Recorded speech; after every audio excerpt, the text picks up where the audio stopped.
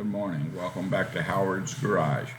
Uh, this morning, which is Monday morning, July the 13th, I think it is, I'll be coming to you over a new software, new technology that's different from the Blackboard Collaborate that I was having so much trouble with and was making me sound all fumbled mouthed and anyway, it was bad. It was bad all the way around. And as I listened to some of the recordings that I made, I realized that it was garbled in a lot of places. And I don't think I'm going to go back and fix that now, but I'm going to try to change that moving ahead with the technology that's here, this OB, whatever it is, something my grandson uses. And he put it on here for me and kind of gave me instructions on how to do it. That's kind of through the looking glass the way grandfathers and grandsons are supposed to act. But there you have it. I posted this morning a discussion I thought I'd posted last week on the steps that you go through for licensure and what you need to do and what you need to look at. So all of that's included in your Module 2 today. And I'm also going to be doing this in your Module 2 today, which is a discussion, a little bit of ethics, professional ethics and regular ethics, just, what ethics are. And ethics are basically guidelines. And every day that we wake up, we shouldn't have to reinvent the wheel in terms of right and wrong and all of that kind of good stuff. And what is right and wrong is hotly debated all the time, and there are all kinds of ethical. I could walk into a room and say abortion, and holy cow, there'll be all kinds of discussions that arrive from that. And people will have some really hot feelings about it. But if you're going to approach it from an ethicist perspective, then you have some guidelines on how to think about it and what to think, and these are called ethical principles. And you measure your decisions where there is an either or choice, or there are multiple choices based on these ethical principles if you're going to live life ethically. Ethics then are guiding principles. They are directions to how we should think and how we should make our choices. And there's something that we'll do until we change that. Sometimes we make our ethical ideas into laws. Thou shalt not kill is a biblical commandment, right? And we can go to town on that all day long, because if God says when God says do not kill, thou shalt not kill, it doesn't say thou shalt not kill except in an emergency. Thou shalt not kill in except of a war. Thou shalt not kill in terms of executions. It says thou shalt not kill. Then I get into arguments with linguists who say that's mistranslated. It should be thou shalt not murder. Of course, God says it's okay to kill. You can, if your wife's a virgin, claims to be a virgin, then on your wedding night you find out she's not, you can take her back to her father's house and stone her to death in the doorway. So yeah, you can kill, but the circumstances. And circumstances sometimes demand that we are creative in our thinking. That sometimes circumstances demand that we are ruthless in our thinking.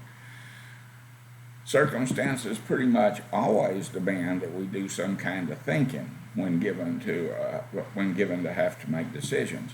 And decisions, even though we like to think of them in terms of right or wrong, and it's an absolute, it's not all the time an absolute.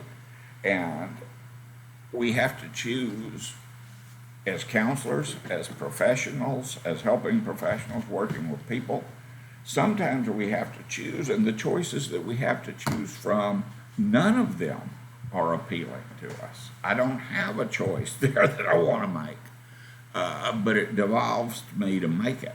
And so that is, and it's that way in life, too. I've had to make some really, really hard choices in my life. I had to make a choice to take my son off life support and my brother. I would have just about rather chosen anything on the earth other than that, you know.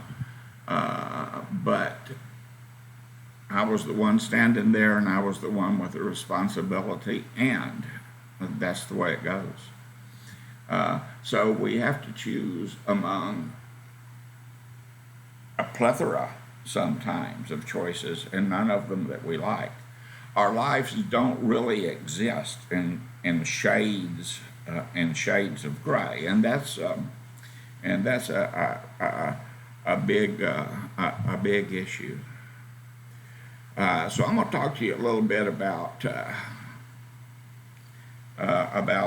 some ethical principles, beneficence. I'm not going to spell that right ever. Is it B-E-N-I? I don't know.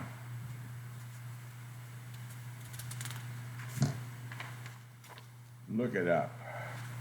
That's an ethical principle, and that principle is important to a counselor. It means act with good intentions, so that you and I, no matter what else we're doing in our lives, with our clients, we should act with good intentions. Then there is, I wish they'd write things like good stuff, bad stuff, but they didn't. Maleficence. Y'all probably seen the great movies, two of them, by the way, that I can't think the actress, Angelina Jolie was in, where she played Maleficent, and she was a mean fairy queen. Maleficence means to act with evil intent, and if or with bad intent. As a counselor, I'm on the side of whoever's across from me when I'm counseling them. I see them as someone who came to me for help, and my job's to help them, never to harm them. So as a counselor, it's not my job to make sure that if you're a criminal, that you get punished for your crime or anything like that. In fact, I will try to do everything I can to keep information confidential within reason, so that I'll never be the one to rat you out for things that you've done. Unless, and this is important, and we'll talk about it a little later on working with clients, I'm required to by both law and by ethics. And law and ethics, by the by, are not always the same thing. In 1859, in the state of Texas, which was still a United States at that time, hadn't joined the Confederacy just yet, but was getting close. It was illegal, as a crime punishable under law, to teach a black person to read. Because if you teach a black person to read, then they'll be unhappy and they won't want to be a slave anymore. Terrible, huh? But one of the questions that I think that we have to ask ourselves in those situations is legal, but is it right? And the answer is no. No way you cut it is it right, ever right. It's just legal. You're talking to a scoundrel when he's called onto the carpet for doing something that's wrong and that hurt people and all that good stuff, and then he says, it's legal? Yeah, but is it right? Were you acting morally when you did this? The same with people who wrap themselves in a flag. and holler patriotism, usually they're doing something shitty and trying to cover up for it when that happens. So non-maleficence. Justice is an important ethical concept. Justice means that I try to act fairly in my decisions. I try to treat people fairly. If there's a wrong and an inequity, I try to make that correct in my relationship with clients. I don't overcharge them. I don't lie to them. I make myself trustworthy with them. I commit to them, and that's justice. These things go into the first ethical principle of the helping professions, which is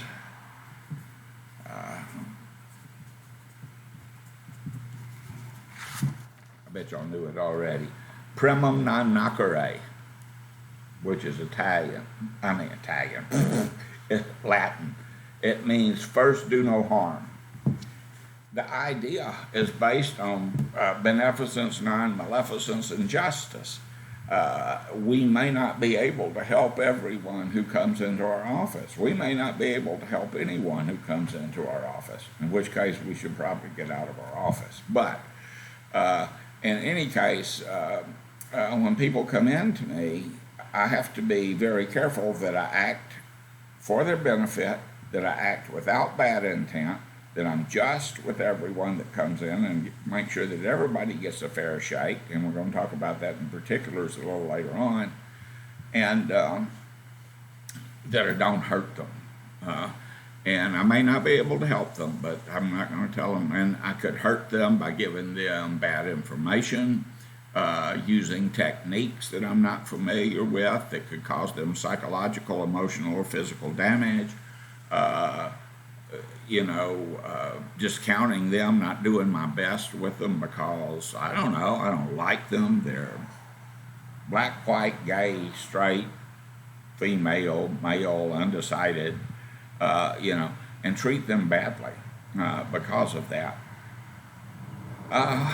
Or mistreat them or maltreat them. Malfeasance is different than just simple mistreatment. Mistreatment is usually an intentional thing. Maltreatment very often is I don't know any better when I do this.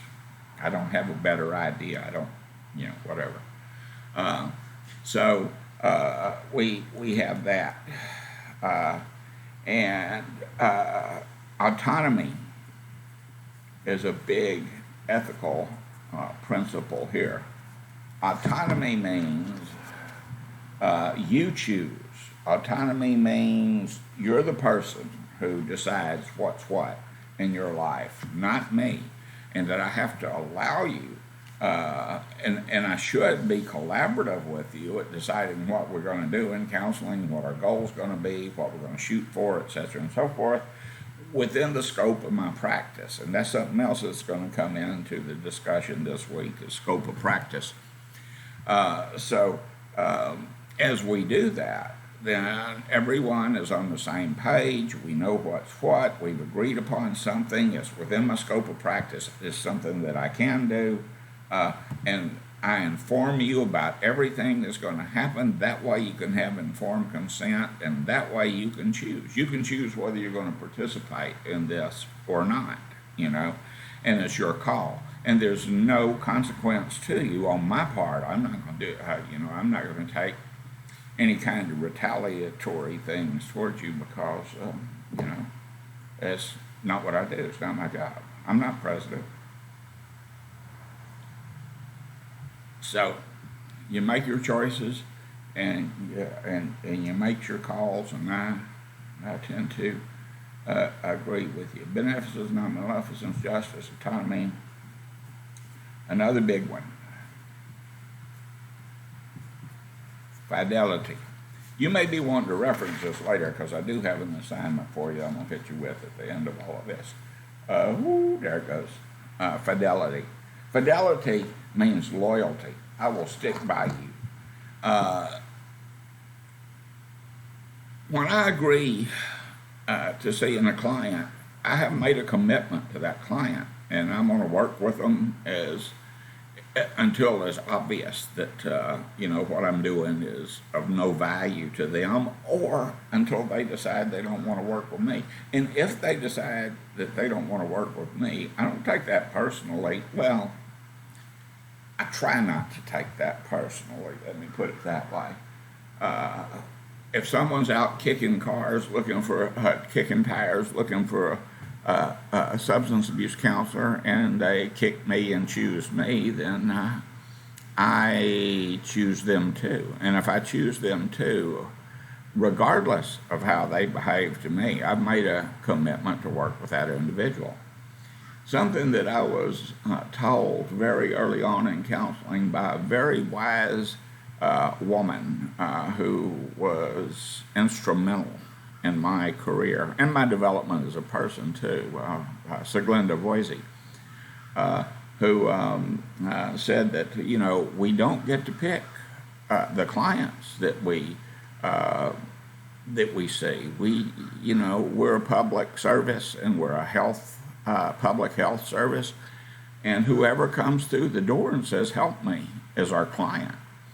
And they may not be my client long, because as I consider what my skills are and what their problems are and what my scope of practice is, the best thing I may be able to do for that individual on that day, at this moment, is to make a referral to someone else who's better suited to help that person, who's better suited to give them the top-notch care that they deserve. And everyone who walks through the door is entitled to top-notch care, no matter insured, no matter ethnicity, gender orientation, nothing. Everybody who walks through the door, be they a CEO or a wino, is entitled to top-notch care from me. And if I can't give it to them, I need to put them in a place or point them in a direction where they can get that top-notch care. There's no shame in that. That's not a failure. As a matter of fact, that's doing your job in the best possible way. That is a very best practice for a counselor of any kind. And an LCDC or TAAP professional, CDAT, whatever letters you have after your name, LMSW, LPC, it's across the board. That's what we should do. We should try to get people in the best place. Once we commit to working with them, then they deserve our fidelity. They deserve our loyalty. And I'm on your side.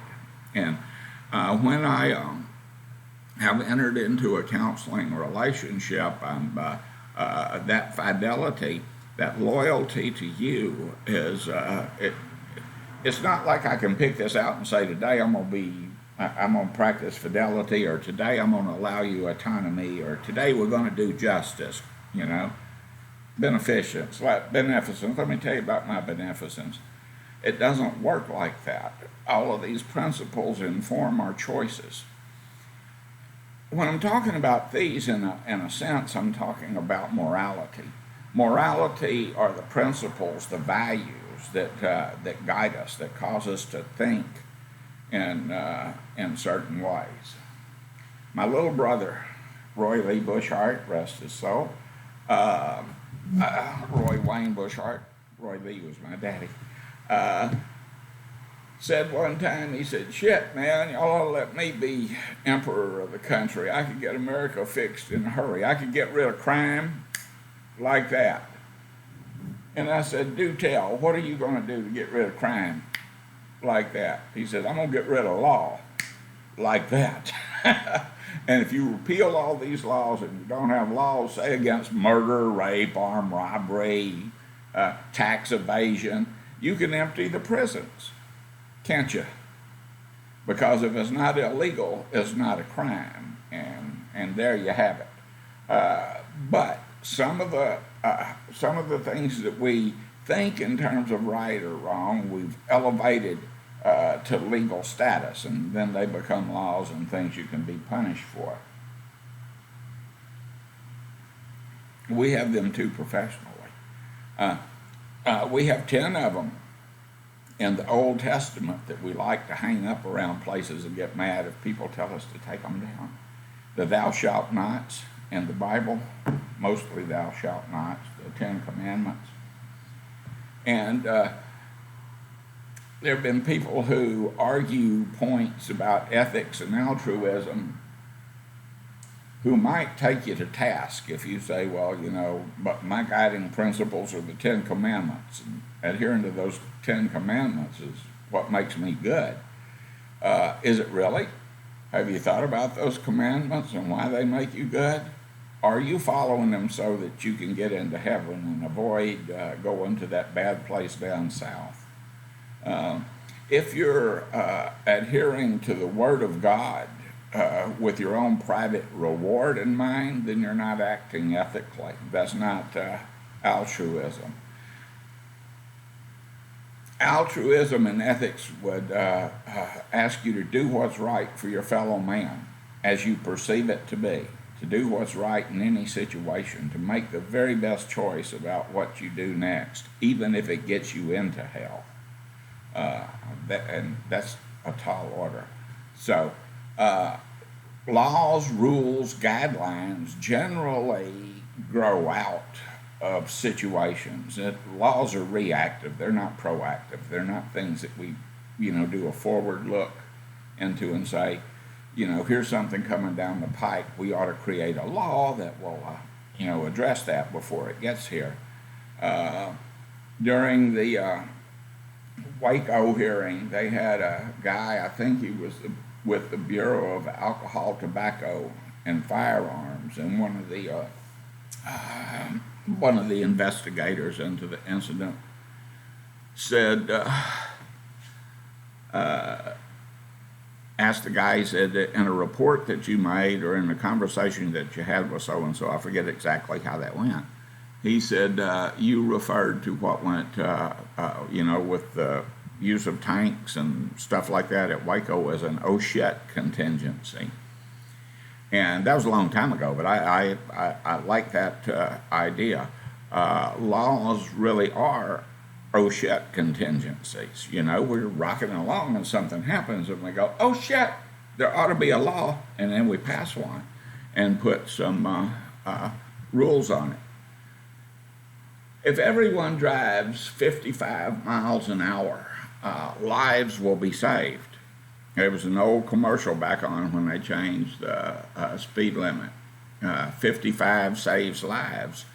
It's true. If you if you drive 55 miles an hour on the freeway,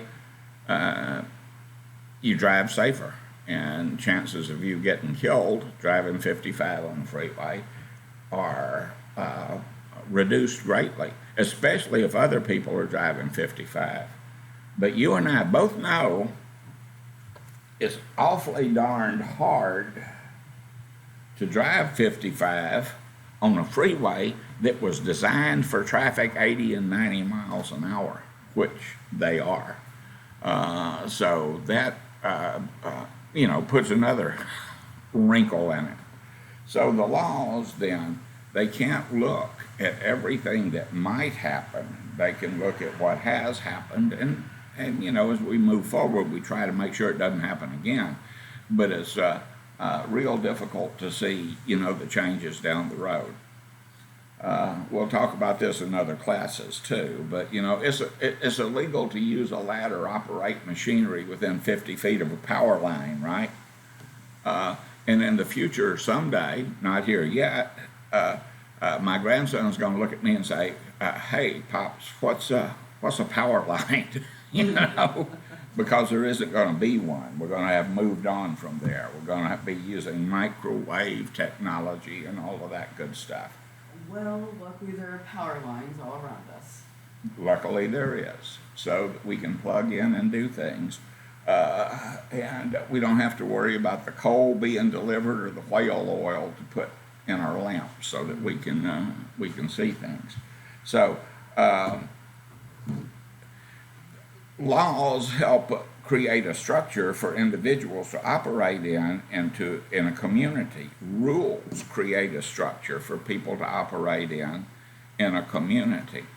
They do that in all communities, whether it's a family, a club, a baseball team, whatever. They all have rules of that nature, and those rules govern what's right and proper and what we should do.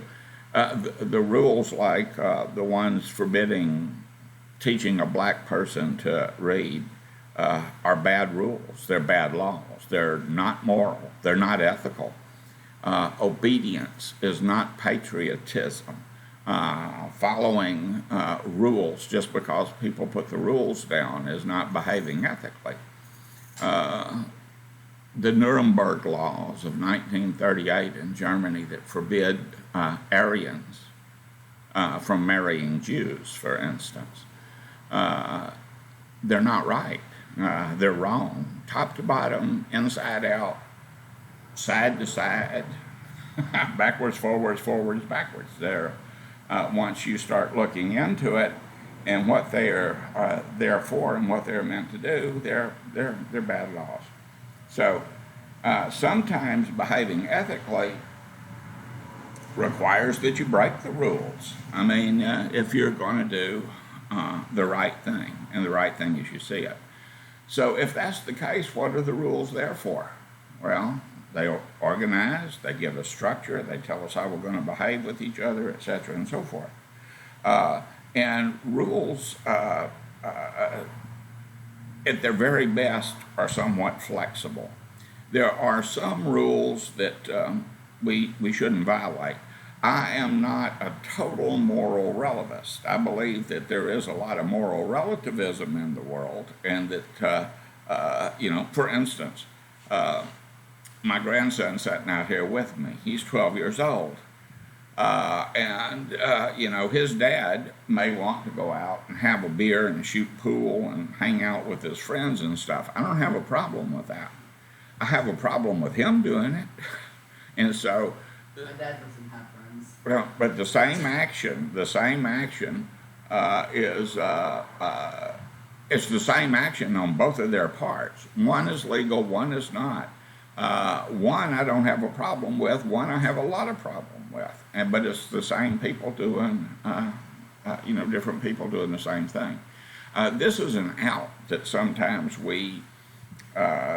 people have an out for themselves. It's okay for everybody else to abide by these rules, but I don't have to because, and that's my out. The I don't have to because, and it's like nobody should pee in the pool except me. And I get to, because I guess mine's not toxic or whatever, but I'll allow myself the ability to do that. In was it Kant, Prolegomena on morals, said that the way I should question my behavior is to ask myself very seriously and answer myself very honestly. This thing that I'm about to do right now, would I wish that everyone on planet Earth would also engage in this? Would I grant them permission to do the same thing that I'm about to do? And if the answer to that is yes, then I'm behaving morally. If the answer to that is no, then I'm behaving immorally, according to my own standards, according to my own values, not something that's written down and codified in a law, but something that's important to me. So now, and I'm glad I got my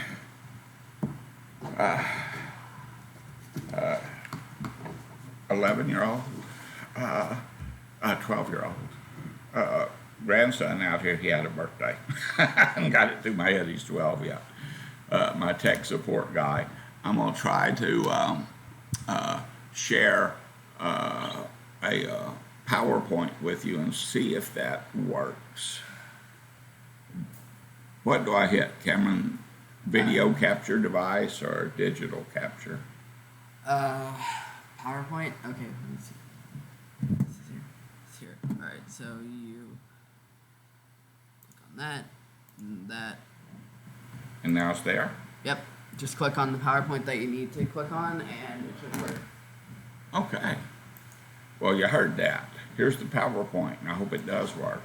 This is from oh my goodness. The PowerPoint may work when it loads, when the squirrel gets through running around the cage. There it is. Ethics and Ethical Decision Making by D. Shane Cook, who is got all kinds of things, including the certified alcohol and drug counselor, professor, etc., and so forth. Looks pretty impressive, huh? Well, it should be so. The goals of her presentation are his. I've never seen or met Shane Cook. It might be a guy. Shane is one of those names, you know, like Gale or Dale or, you know, that you really don't know until you meet them. Anyway, so him or her.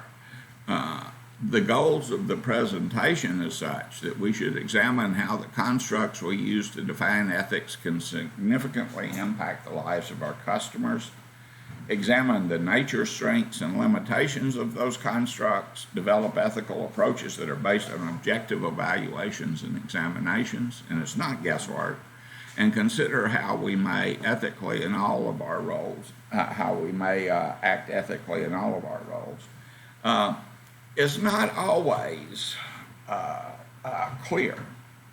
And so what we mean by ethics, there's teleology.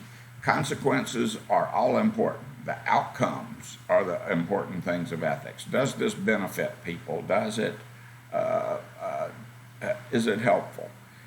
Independent of goodness or badness, if things work out well, then it was good. And utilitarianism. Utilitarianism basically can be summed up in the sentence, the welfare of the many outweigh the welfare of the one. That's not always true. In the Talmud, a collection of Jewish holy writings, and I can't remember which one, I'm not really a thumper on that one, it says that if you save one person, it's like you save the whole human race. And if you slay one person, it's like you killed all of humanity. So the individual is a big deal. Deontology sees goodness or badness as not an exclusive function of consequences. Good intentions. You may have heard at some time in your life that the road to hell is paved with good intentions, and that may be true. So is the road to heaven. So is the road to nowhere. Good intentions matter a lot. Say, for instance, I'm out walking down my trails over here in Seabrook, and I see someone floundering around in the water. A lady out there has fallen into Pine Gully Creek, and I jump in the water because I'm a brave and heroic fella, and I swim out there and drag her to shore, save her life. That's a good thing, right? Yeah, I can see you shaking your heads. It is, and I saved her life, but I saved her life so I could roll her and rape her. So I steal all her stuff and have forced sex with her and leave her lying on the side of the trail. Is it still a good thing? I mean, I did save her life, right?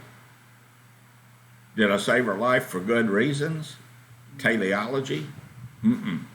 And after I got her life saved, the bad things I did to her, was that a good outcome? Teleology? Deontology would say that it was a bad thing all the way around because I got her out of the water so I could do these bad things to her. And that makes my action a bad action. I'm not going to do this to y'all because we've got We've got a shrunk semester in the summer and all of that good stuff.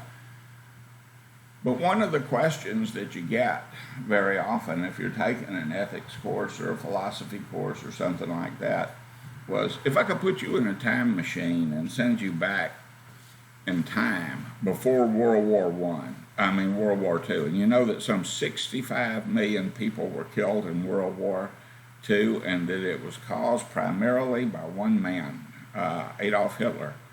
If I could send you back before he came to power, would you kill Adolf Hitler if that were in your power to do that and stop all this? Yeah, I see your hands up, yeah. Okay, well, here's what I'm going to do. I'm going to put you in a time machine and give you a pillow and send you back to 1889, and I want you to walk over to the crib and smother that baby, Adolf Hitler, who's lying there in his crib. Ooh, those hands went down, didn't they? Wait a minute, you didn't say anything about killing a baby. No, I'm talking about killing a person. We change the context of the behavior, and when we change the context of the behavior, it's a different thing. See, you were asking me, I was asking you, and you were hearing, Bushart wants me to go back in a time machine and kill a dictator. Yeah, I can do that. Well, that baby isn't a dictator yet, but it's the individual who's going to become the dictator, and we know that. Well, maybe something can happen. Maybe I'll take him out of his house and have someone else raise him. No, that wasn't the ethical dilemma, and we'll talk about some of those. The dilemma is, if you would kill him as a man, why wouldn't you kill him as an infant? You're killing him for the same reason, to prevent World War II. You never know, because certain actions that you can do, even if you do kill Hitler, you never know. There could be another leader that takes over whose power so causes World War II, except they start a different war. That's considered the great man theory of history. I've got an audience here, man, a smart one too. But what would happen then, the explanation would be that the circumstances pushed this person forward, that if there hadn't have been a Hitler, there would have been another person who would have been a Hitler, because history demanded it, because the forces of the time demanded it, and out of chaos order, and out of order chaos, and all that kind of good stuff, which is absolutely true. So, in essence, we live in a world that's, it's not black and white, it's shades of gray. I would do this, except, but wait a minute, if that happened, then I'd have to do that. But it wouldn't be right to do that if I could do this, so maybe I ought to do this instead. And that's the way we decide what's right and wrong for us sometimes. We shouldn't have to do that every day if we've got rules and regulations and procedures in place. As you get your degrees and go out to work in the various treatment centers and locations where you may be working, boy, my nose is itching like everything. I hope y'all can't see this on the camera. Probably can. They should be seeing the PowerPoint. Oh, that's right. So I'm hoping they're not, but they might. Anyway, I'm not picking it, I'm scratching it, by the way, because it itches. Feel like I got a cat shoved up my right nostril. And I lost my train of thought, too. These rules, regulations, expectations, procedures, policies, etc., like that, define the operations that will take place at the places that you work. These codes of ethics that are sent down from NADAC define the operations of how we interact with our clients, what's expected of us, etc. Codes of ethics define professions. Policemen have codes of ethics. Doctors have codes of ethics. Lawyers have codes of ethics. Healthcare professionals. They're not all the same codes of ethics, but they all involve the same things that I just told you about. beneficence, non-maleficence, justice, autonomy, fidelity, and number one of all, with the helping professions, is primum non nocere, which is do no harm. All right, where do I want to go from there? They've got Ross's theory of duty, Beauchamp and Childress, etc. One of the things that they ask us to do first, and a thing that is key, this is taken, this little slide here says, know thyself. An unexamined life is not worth living. That's taken from Plato's great dialogues. It's the dialogue that's known as the Apologia. It is supposedly spoken by a philosopher by the name of Socrates, who's just getting ready to go to his death for teaching atheism and for corrupting the youth of Athens. And he talks about the unexamined life for a man being not worth living, and about how his examinations of what's important has formed him, who's made him who he is. During his trial, he's given an option. The people who were judging him said, you can be banished from the city, we'll take you to the gate and let you go, and you can do whatever you want to do, or we're going to execute you. And of course, if you've read the stories, he drank hemlock, he drank poison, and that was the end of it. But his response to that was free to go where? Free to be who? I'm Socrates, I'm an Athenian. Everything I am is tied up in who I am and what I am and how I am here in this city, in this context. You're asking me, and he was in his 70s then, you're asking me to go out there and be something I'm not prepared to be. So give me the hemlock, and that was the end of it. Attitudes, beliefs, values, and behaviors are interlocked. The attitude, Father Joe Martin, whom you'll have an opportunity to see a few times in these courses if you hang with it, once said that we don't have attitudes, they have us, and they die about 15 minutes after we do. So my attitudes drive me sometimes. My attitudes, and I've mentioned this in some other classes, whether I wear a mask, whether I don't wear a mask, that attitude is based on beliefs that I think is my right to choose whether I want to do that or not. To hell with what the law says. Yeah, okay, that makes sense. Is it your right to drive as fast as you want to on any road that you want to, regardless of what the law says? Or to discharge your firearm in any direction at any time for any reason, regardless of what the law says? Might makes right, and I should be able to take anything from anyone who has it and I want it just because I'm big enough to take it, regardless of what the law says. A lot of people have those attitudes, and they come from beliefs that say, yes, it is. Absolutely it is. And my values extend in some directions, but they don't extend in others. What's important to me? That makes up my moralities, too. The Trobriand Islanders and the people of Yap have some very different types of moralities as compared to Western Europeans, and America is kind of Western European in its value system, so you probably should know that. But the Yap guys are the ones that have that ginormous stone money too. I mean, it's like taking a mill wheel to the store.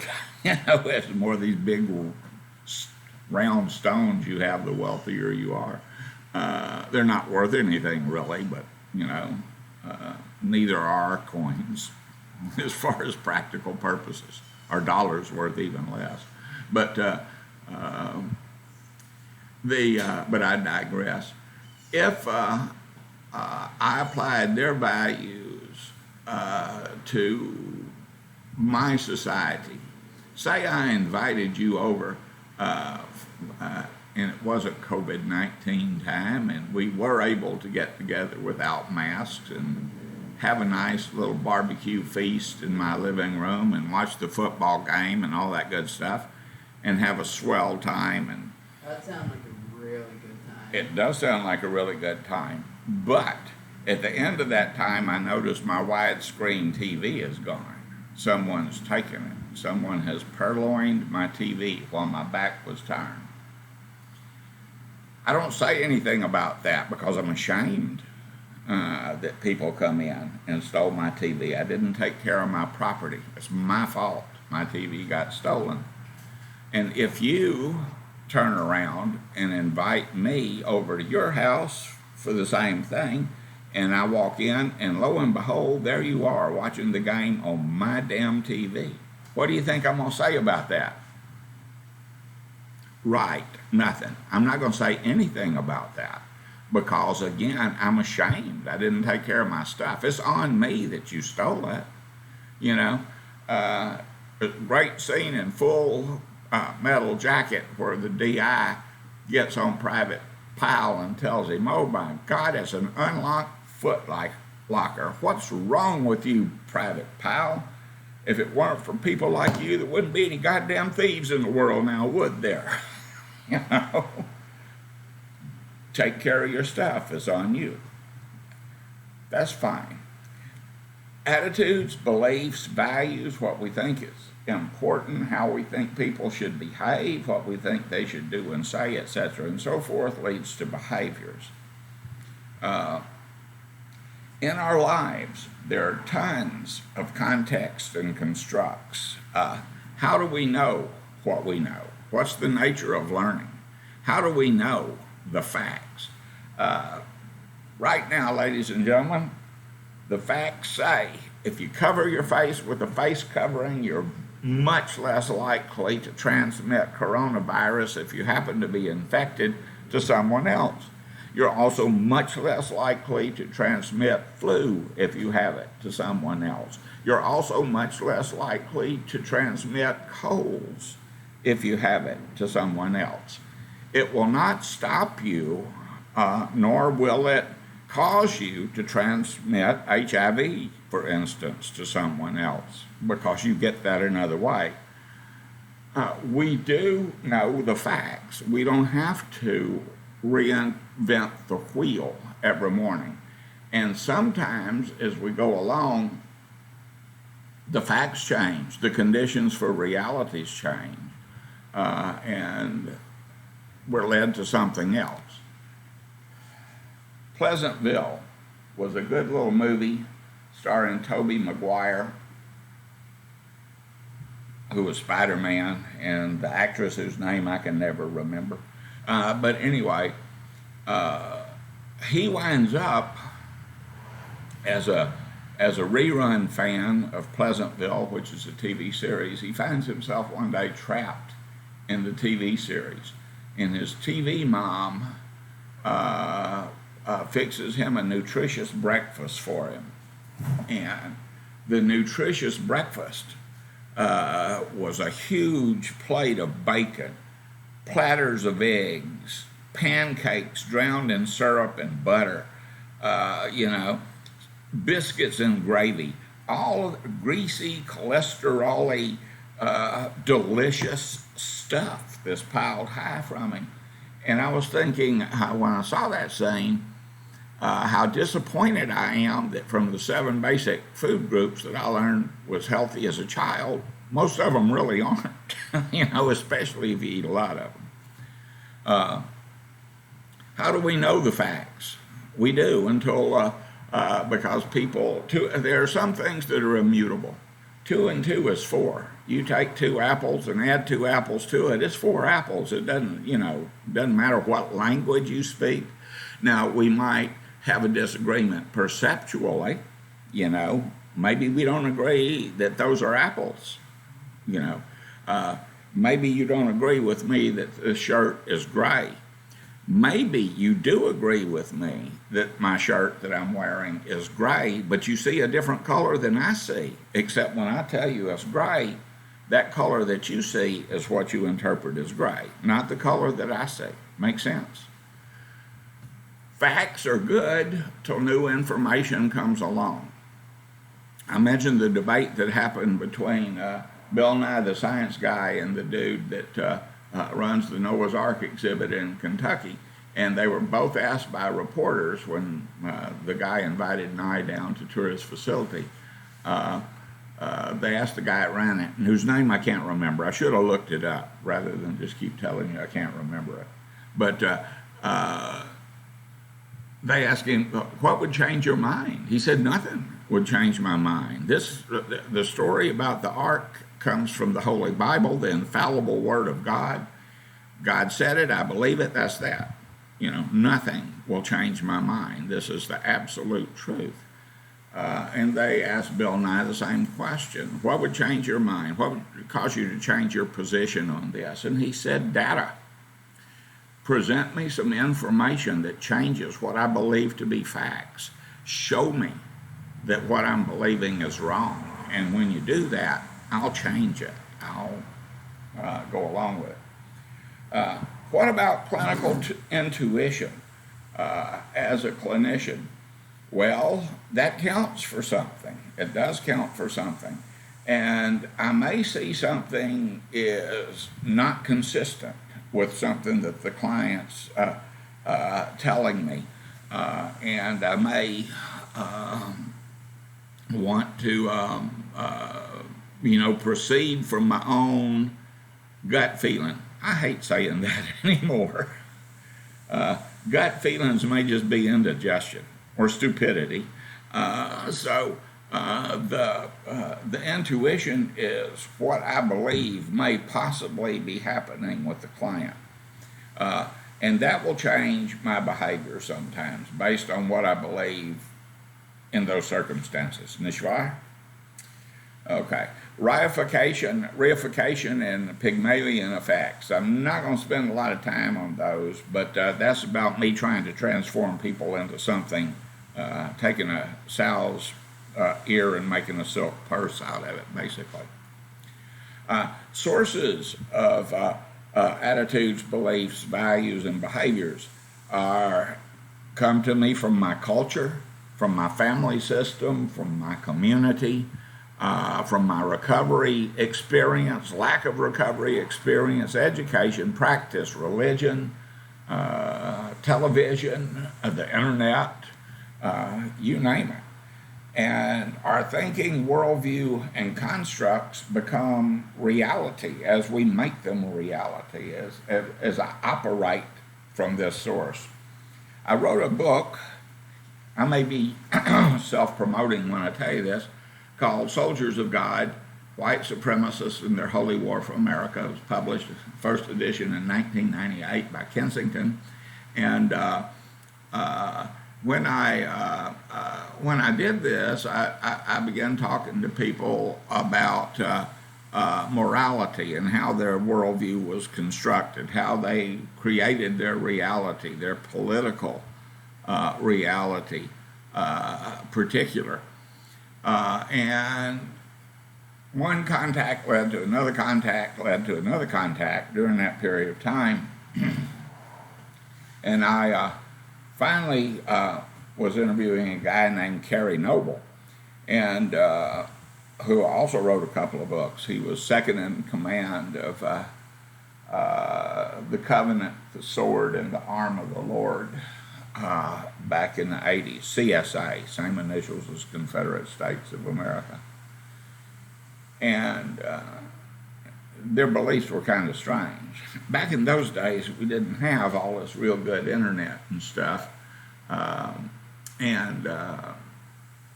Kerry would communicate with other alt-right people we didn't have that term yet, but that's what they were. With other alt-right people, their primary means of communication one another was telephone and fax machine. And boy, we used to get some junk faxes like you wouldn't believe at Lee College, but no telling what was going to come over the fax machine. And Carrie said, in that environment, we were an insular environment. We prophesied to one another. We were all very religious people, and we prophesied to one another. And we negated outside influences. We would say, you can't believe the government. You can't trust what you hear out there. But you can trust what we say here. So he's talking about miscegenation and the mixing of bloods and stuff like that. And he said, I sent out a fax. I sent it all over the place to all kinds of people. And it was a discussion of why it's against the law for black people to get white blood and white people to get black blood. And I told him, I said, Kerry, blood's red. There is no such thing as black blood. There is no such thing as white blood. It's blood. It's type A, type O, It's not illegal for you to get, your race isn't even an issue in blood donations. Nobody even knows if it's taken from a white person or a black person or an Asian person. They just type it, And he said, well, I know that now, but I didn't know that then. So I'm operating from a base of false knowledge, things I think is true, and I put it out there because I believe it to be true. And he said it was very shocking to me to find out that it was not against the law, that there was not a legal sanction against giving a white person blood drawn from an African American or a Latino or an Asian or a gay person or anything like that. Blood is just blood. He wasn't lying, really, because he believed what he said, and he believed this to be the truth, so it wasn't a lie. If you tell someone something you believe to be the truth, and you're not lying to them. However, what you believe to be the truth might be an error. If you discover that what you believe to be true is indeed an error, what now? What now? How does this affect me? Well, it affects you a lot of ways. Once upon a time, in the very, very old days, if I were to go to, say, my doctor in 1975, 76, and tell him, man, I've got a problem. I think I'm chemically dependent. I think I'm a drug addict. And he might say to me, oh, really? Well, what kind of drug are you taking? And I tell him, cocaine. That same physician at that period of time might scoff at me and go, cocaine?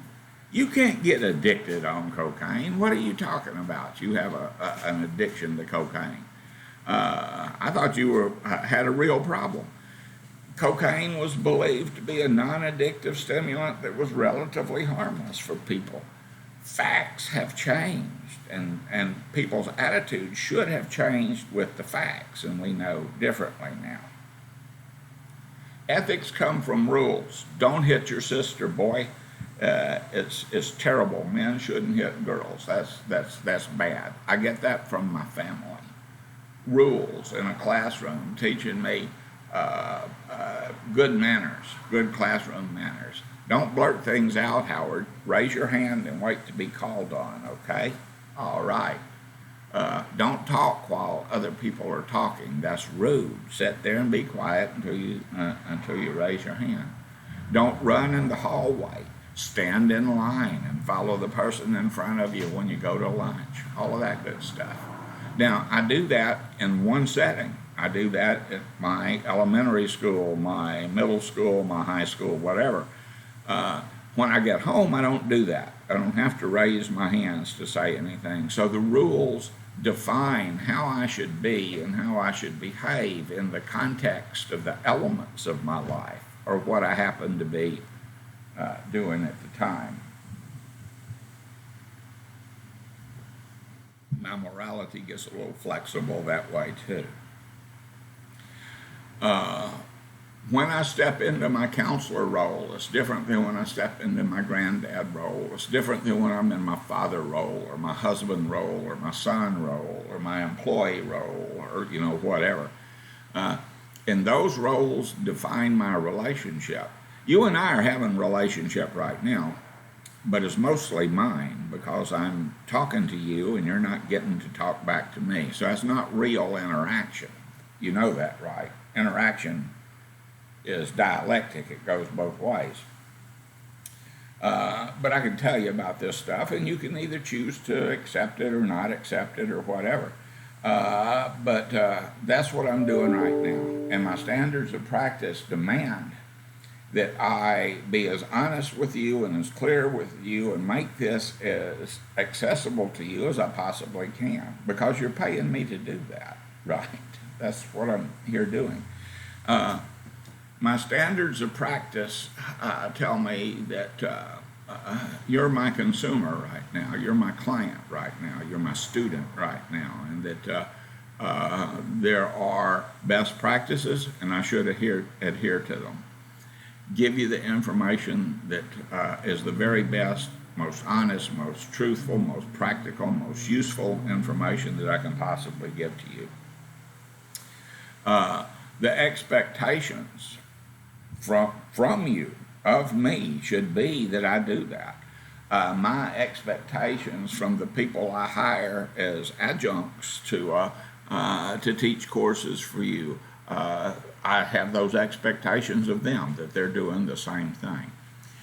Our professional identities occur because we come from the same background and we have that code of ethics that define what a good practice is for us. And as we adhere to it, then we expect it from one another as a collective group, and we can transmit those expectations to our clients as a collective group so that they will know about attitudes, beliefs, values, and behaviors on the part of an addiction counselor. And we'll talk about that a little later on. So what we're looking at is basically integrity and congruence among professionals who are defined by their professional ethics and their best practices and what we should be delivering to the clients. These are value driven, what's important. Values and morality differ from ethics. Values are somewhat subjective and constructivist and that kind of thing. Do we have laws that are universal? Sometimes. Do we have consequences that are universal? Absolutely not. A favorite author of mine is a guy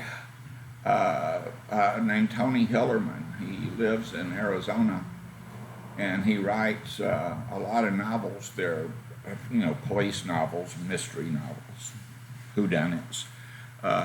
That feature two Navajo Nation policemen who often work together to solve these crimes on the reservation. And Hillerman has been given awards for his accurate portrayals of Navajo culture. He's not a Navajo as he writes his novels, and the Navajo people think highly of him because of the way he's portrayed them in his writing. And the way he's portrayed them in his writing, by the way, and I used to live out there, is very accurate. They're good people, interesting people. And I have no problem with them.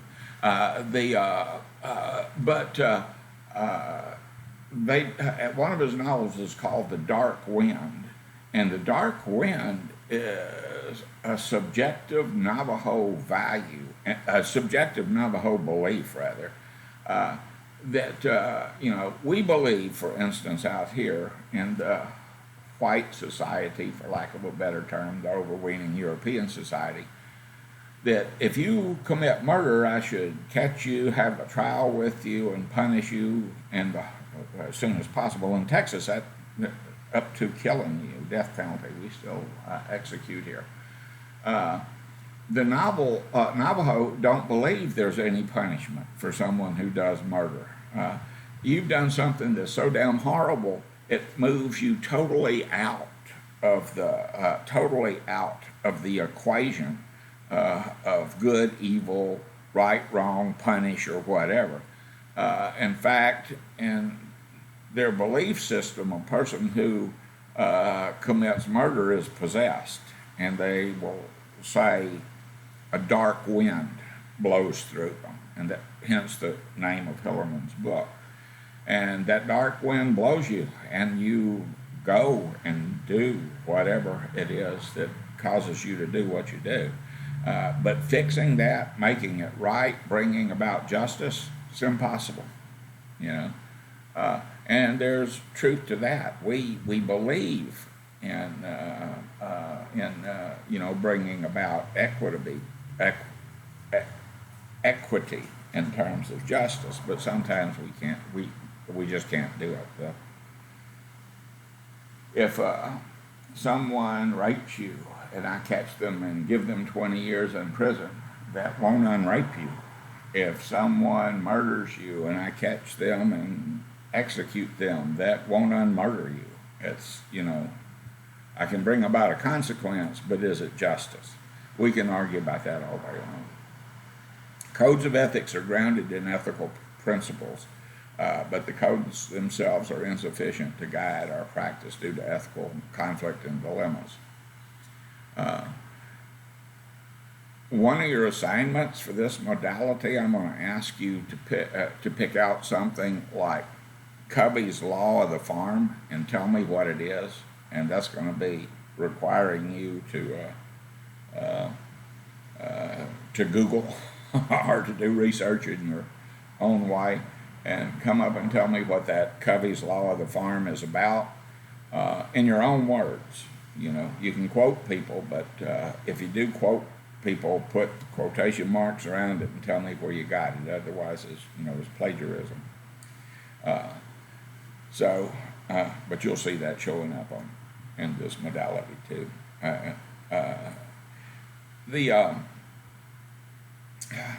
That's not what I wanted to say when I call it a modality. Anyway, codes of ethics are grounded in ethical principles, but the codes themselves are insufficient to guide our practice. There is no ethical code that covers everything. And when I talked about the 10 commandments in the Bible, that's just 10 of 640 odd commandments that you have in the Bible that tells you what to do and how to be. And of course we don't keep them all. We break laws. There's so many laws out there that you and I just going around living our daily lives break some of them inadvertently. And some of them verdantly. when I'm driving out there and the speed limit's 65, I drive 74. I figure that a cop doesn't look up at you from his radar gun unless you're doing at least 11 miles over the speed limit, right? In most cases. The ethical principles that guide our profession, we talked about them a minute ago: justice, autonomy, beneficence, fidelity, non-maleficence. And these are guidelines. We also have rules in our ethical principles that involve, thou shalt and thou shalt not. Thou shalt not have a dual relationship with your clients where you go into business with them, borrow money from them, have sex with them, barter other services with them, etc. And thou shalt not falsify records. Thou shalt not represent thyself as something thou art not, etc. This is not in that language.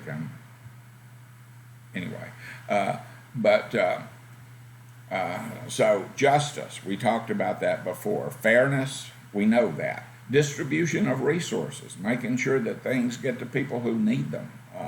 and that we're not, and that we're impartial in doing that. That we, try to treat everyone fairly. Access to services, rights to services, fair opportunity, rule discrimination. And fair opportunity rule discrimination is interesting. We do discrimination in this business, and we do it on purpose, and we do it with that awareness right up on our prefrontal cortex. We know we're doing it when we're doing it. I may have Howard's Good Place Treatment Center for Adolescent Boys. And if my treatment center is a residential home for adolescent boys, no one else need apply for services there. I'm not gonna bring you in to live here and to receive treatment here if you're an adolescent girl. I'm not gonna do it if you're a 35-year-old man. If I have a program for Latino youth, I'm not going to be looking to bring African Americans into that, or Anglos or Asians or whatever. So I have a target population that I want to serve, and that's built into my policy and procedure manuals. And I'm very often into the grants that I receive, etc. So that type of discrimination goes on all the time. It's fair, it's right, it's good. Movement of clients through all levels of care, not necessary. You have people who come in to Good Place Treatment Center who are detoxing. They're having withdrawal syndromes. You move them right into detox. There are other people who come into Good Place Treatment Center who don't need detox, and so you don't put them in there. There are people who come to see you at Good Place Treatment Center and they don't fit the criteria for inpatient admission. So you get them in an outpatient service or something like that. You don't have to put them through all levels of care. And one size fits all is not a good approach. That's not real justice for everyone. To each according to their need is what you do. And I know that comes right out of the Communist Manifesto, but to each according to their needs. You do what the individual needs. You don't put them through the whole 9 yards if you don't have to. And I might say the AA program of recovery, the Narcotics Anonymous program of recovery, the Palmer Drug Abuse program of recovery are self-help groups, and one size does fit all with them. And when you go there, this is what you do, this is how it works, this is who you do it with, etc. That's fair dinkum. But it's not what they should expect from a professional treatment service. Although they may get some 12-step stuff as we refer out as being the best possible choices for them. Autonomy involves client choice, client involvement, informed consent, consent to treat, consent to release. And when you do that, you come up with individual treatments which engage the client and collaborate with the client. This becomes something that we engage in. Not necessarily as equal, but as equal as we can get in that. And I have some goals with any client that comes in to see me with an addictive disorder, a substance use disorder. And one of those goals is sobriety, is abstinence, if they are indeed an addict. I don't believe that you can teach an addict to use in a non-addictive manner, not over the long haul. If the best I can get is cutting down or whatever, then that's better than nothing, and that better than nothing, and I don't mean to be disparaging, but you're talking harm reduction now. And I wouldn't recommend harm reduction for someone that I've diagnosed as an addict.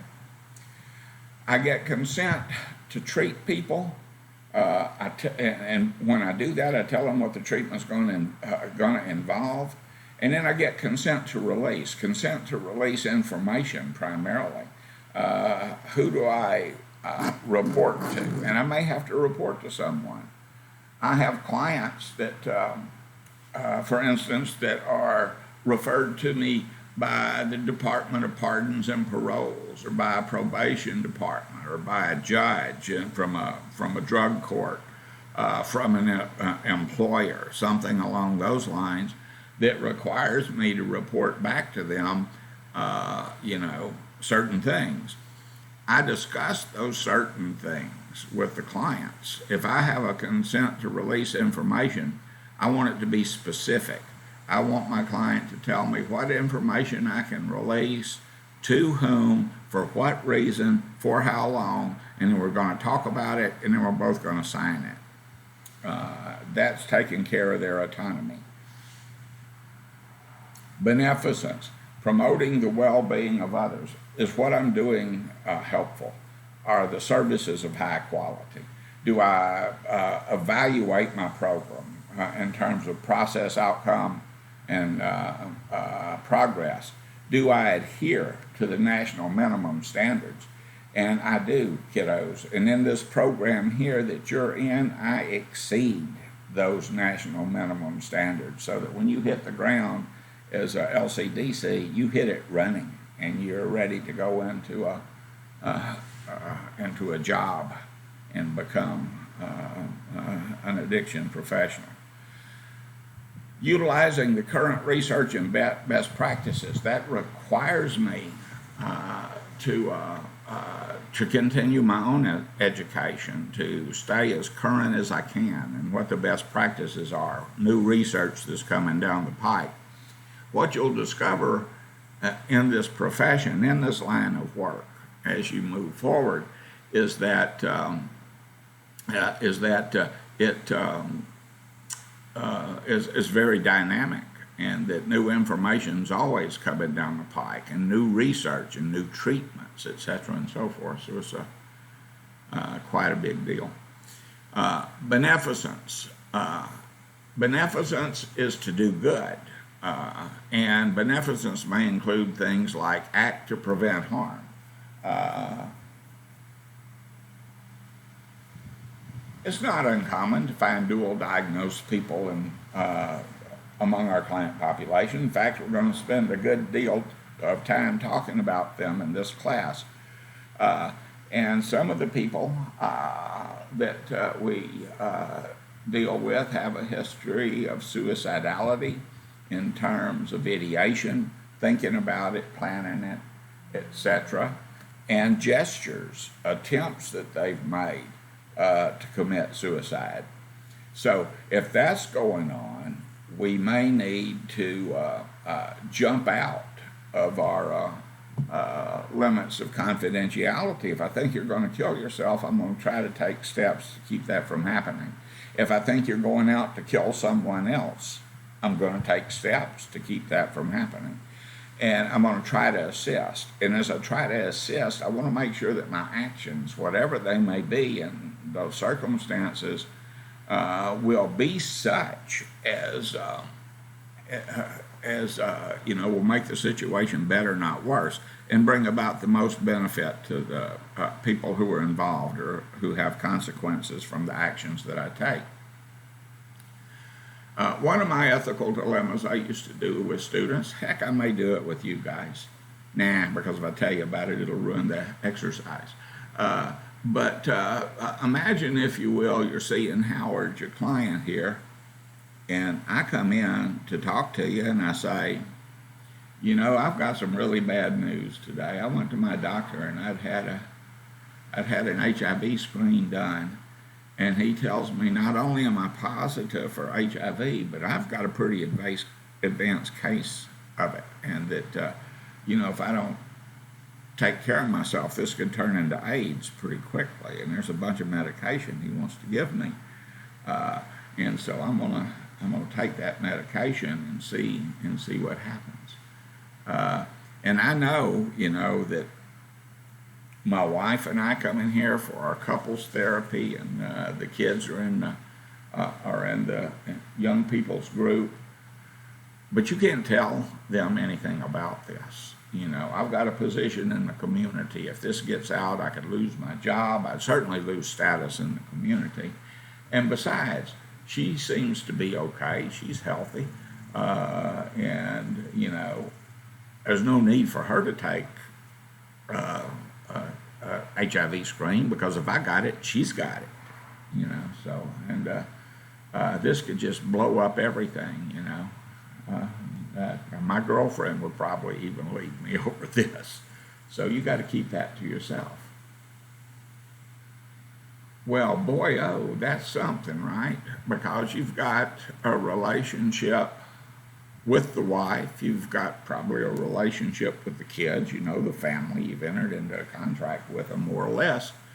Do you have a duty to warn and protect by ignoring what I want and telling my wife anyway?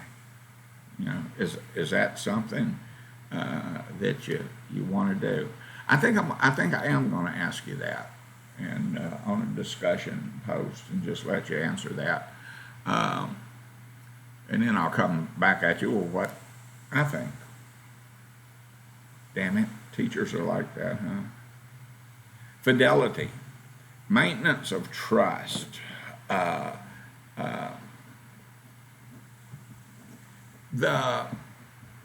been asked a bunch of times, some of you might be tempted to do that too. What do I do to get people to trust me? Because, you know, alcoholics, addicts, chemically dependent people, their family members, they come from dysfunctional families. One of those rules in the dysfunctional families, don't trust. How do I get them to do that? Your job, coming at it from a position of fidelity, underpinned by the need, is underpinned by the need to be trustworthy. That's your job. Be trustworthy. Don't break your word. Tell people what you're going to do and then do it. If they invest confidentiality and you honor it, be trustworthy. Trust, by the way, is a decision. It's not something that is not an emotional thing, and it's definitely not a guarantee. You can trust someone and they can totally betray you. Some of you know that already. But it's a decision you make. You decide that you're going to give this trust. And if a client decides to give their trust to us, that's awfully damn important. And we should honor that. We should be as trustworthy as we can.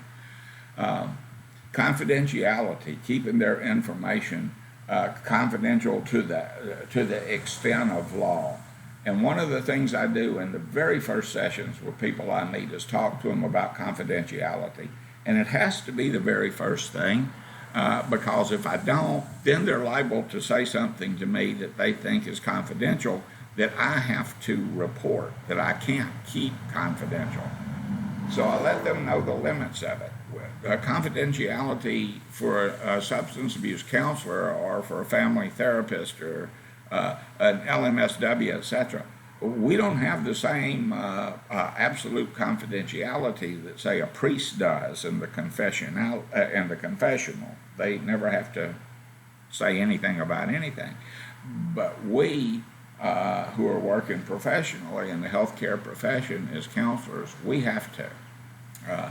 And so I want my clients to know the length of that, the extent of that. If you I have to protect other people. If you tell me anything that affects the well-being of a child, an old person, an invalid, someone who, I can't keep that to myself. I have to protect them. Relationship building. People often will give you a little at a time, take a little back, give you a little more, take a little back. If you're honest and faithful and loyal throughout the relationship, then the relationship will be stronger. I've already talked about informed part of informed consent. Non-maleficence, do no harm. Don't encourage participation of clients in therapies or other interventions that could result in harm to the client. And do not harm through inaction. There are, as you'll find out in life, ethical violations, sins, if you want to call them that are of commission, doing something and knowing you're doing it, and knowing it's wrong and allowing something to happen. And there's also sins of omission, ignoring something that you shouldn't be ignoring, not taking action when you should be taking action. Ethical dilemmas arise even with very good guidelines because choices must be made between two, and I'll say, or more courses of action. And there may be significant consequences associated with taking either course of action or any one of the courses of action. I don't like the dichotomy there because often there's other things you can do. This also plays into how I work as a counselor. I'm very reluctant to make decisions for my clients and tell them what they should do in any particular case, because if I do that, they go home and implement the action that I recommend, and then they live with the consequence of that action while I go home and watch a rerun of I Love Lucy or something. So if I'm going to be acting or not acting or suggesting or not suggesting, I need to take these realities into consideration. Each of the two courses of action that we may have to choose from, or each of the several courses of action that we have to choose from, can be supported by ethical principles that we've just talked about. Ethical principles supporting the unchosen course of action are likely to be compromised by choosing the other one. Dear hearts, that's life, and that's the way it works. Anytime we have multiple choices, to choose one means to not choose a whole bunch of others, which may be equally worthy. Robert Frost, one of my favorite American poets, wrote a poem, and this poem is used as an analogy or a metaphor in all kinds of counseling situations. I've been listening to them refer to Frost's poem for nearly 40 years now in different venues. And it's the road not taken. Two roads diverged in a yellow wood, and sorry I could not travel both, and be one traveler I stood, and looked to where it bent into the undergrowth, then chose the other just as fair, and for having perhaps the greater claim, for it was grassy and it wanted wear. But as for that, the passing there had warned them really about the same. And both that morning equally lay in leaves, no steps had trodden black, and I kept the first for another day. All of this, picking this road. And at the end of it, he says, two roads diverged, and I'll be telling this with a sigh, somewhere ages and ages hence. Two roads diverged in a wood, and I took the one less traveled by, and thus made all the difference. So ethical dilemmas are that way too. We choose one which of two that may be equally worthy. But the one we choose takes us to other junctions, other bends, other curves, other bridges, other roadblocks, and we choose at each of those too. So, talking about ethical dilemma making, review the case situation, look at the two courses of action, list the factually based reasons supporting each course of action, and identify the ethical principles that support each action. List the factually based reasons for not supporting each course of action. Give the reasons for not supporting each course of action. Identify the ethical principles, etc., and so forth. These are handy-dandy and I guess I could just send y'all the link. I could post the link to this and you could read it over yourself, particularly since I'm running out of time, to read these for yourself. Are constructs real? I know I give a lot of film examples and stuff like that, but I watched a limited series that was done in Britain not too awfully long ago called Dracula. I'm a big fan of Dracula. I've been, watched all the Dracula movies and read the books and what have you. And the conventional vampire lore, the construct of the vampire, we only come out at night. The proper way to wake a vampire is, Master, the sun is departed, and you got to be back in your coffin before daylight, and you got to avoid crosses and holy objects and all that good stuff. Well, this Dracula had an immortal vampire. He could shape, shift, and do all this kind of stuff that the classic vampires could do. And of course, he was terrified of the sun, because if you got caught out by the sun, you'd die. Except at the end of the film, he gets caught out by the sun, and it doesn't do anything to him. And he stops, and he looks, and he can feel it on his skin, and he's blinking kind of stupidly in the sun, but nothing's happening to him. And they have a female Van Helsing in that. And she said, you see, that so much of what you are and so much of what you believe is mythology. The sun doesn't hurt you, but the idea of the sun hurting you has made you live for centuries in darkness because you were afraid to give it a shot. Even you believe this nonsense. So, are our constructs real? I do know that with a lot of our clients, they treat today as if it's immutable. It's always been this way. It's always going to be this way. This is the worst of possible existences for me, and I'm never going to get better. And that's not true. We constantly reify by labeling, categorizing, and generalizing, and changing the constructs when we have to. When we find out that stepping out into the sun does not burn us down to ashes, then we have to change the way we think about things. We are not mindful of our process. We don't usually think about how we came to believe the way we believe, or how we came to behave the way we behave. We should, but we don't necessarily, so that's a different thing. Okay. Dewey, being rule bound. I'm going to stop with professional practice challenges. I will do another lecture over the last 10 pages, and I'll bring some other stuff into the mix. But for now, that's going to be it.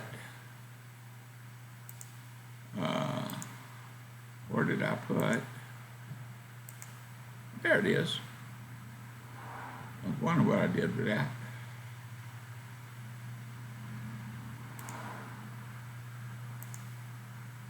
I don't know how to get out of it, but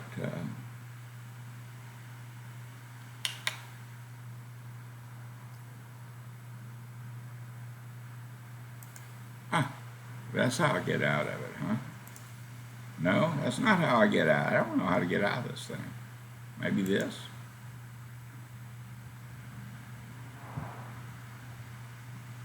Maybe this? There. I'm out of it. Yay. I'm back to me. Horrible humidity this morning out in Howard's garage. I'm sticking to everything I touch, and my hair and my beard are like sticky and drippy, and I took a shower, and I'm going to go take another one. But anyway, y'all needed that information, didn't you? So that ends this session. I will post it post haste. I'm going to go try to do that right now and see how well this works.